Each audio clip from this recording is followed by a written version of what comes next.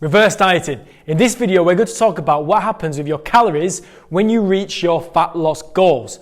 So notice that when I have set your calories, there are no fewer than 1,300 for females and 1,800 for males. This is because you don't want to mess around with your body's metabolism, your body's homeostasis, which is basically your body's balance or your body's stable equilibrium, too much. You just want to lose weight the healthiest way possible.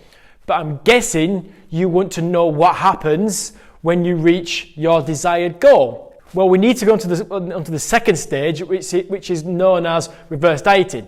So reverse dieting is achieved by metabolic adaptation. So what is metabolic adaptation?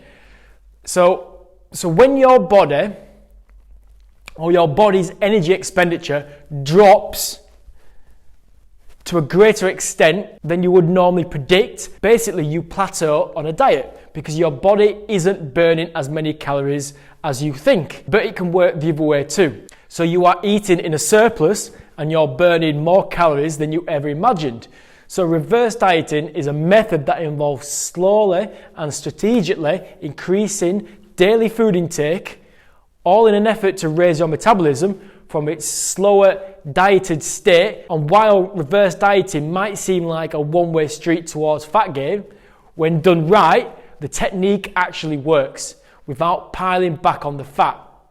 But before we go any further, I just want to remind you all that if you're trying to reshape your body by bodyweight training, you are building muscle, and you can build muscle and lose fat, all whilst eating more food than you were before. But now let's look into how reverse dieting actually works. So there's something called your TDEE, which I've covered in this group on another video. And this is how many calories you as an individual need to survive for your own personal weight, height, age, sex, job, hobbies, etc. How many calories exactly, specifically for you as a person. Everybody's number's different. And when you're starting your fat loss program, the numbers on the TDEE will be higher than when they should be and when you diet down to a smaller person. The numbers on the TDEE will be much less than what's considered your healthy weight. So we need to slowly increase your weekly calorie intake at around 50 to 100 calories extra per week for about between 4 to 10 weeks to get back up to your healthy weight. Obviously, this changes from person to person, and this is something that I will do for you once you have reached your fat loss goals. So now you're wondering why. Why would I want to increase my calories after I've reduced them and I'm happy where I am with my body? So here's the thing. If you've been living on, say, 1,300 calories per day, which is my lowest plan for a woman, so if you eat anything more than 1,300 calories, which is the equivalent of, say, a portion of large fish and chips, then you would be in a calorie surplus.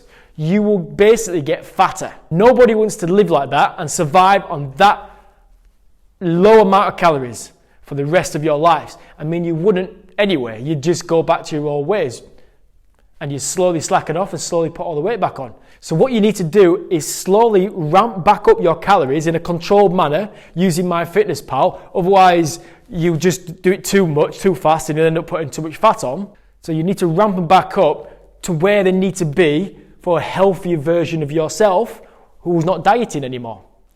For instance, a woman's average calories is 2,000 calories per day. This is where the reverse dieting comes in. We slowly get you back up. So if you've been on 1,300, slowly get you back up to 2,000 calories. So you can have more room for maneuver, be more relaxed on what you eat, and live a life without that many restrictions. Not being on a diet. You can't live on a diet, it's impossible. So by controlling your calories and slowly increasing them, you can build muscle, keep fat gain to a minimum, and enjoy eating more because you are ramping up your metabolism. So you're burning more calories as you eat more. Imagine throwing more wood into the fire, your metabolism being the fire. The bigger the fire, the bigger the flame, the bigger your metabolism. That's why you have to get back up to where they need to be. So as stated, for best results with reverse dieting, I would suggest using MyFitnessPal to track everything and increase calories very slightly every single week. Build muscle as well by using resistance training to help increase your metabolism and help you burn more calories at rest. Take plenty of pictures and measurements to make sure your fat percentage is still the same, but it really is trial and error because everybody's different. What works for one person might not work for the other person. And you just have to adjust along the way because everybody's body is different and everybody reacts differently. But as long as you've got a coach to help support you and track your progression, then this is the best way for you to get the best possible results.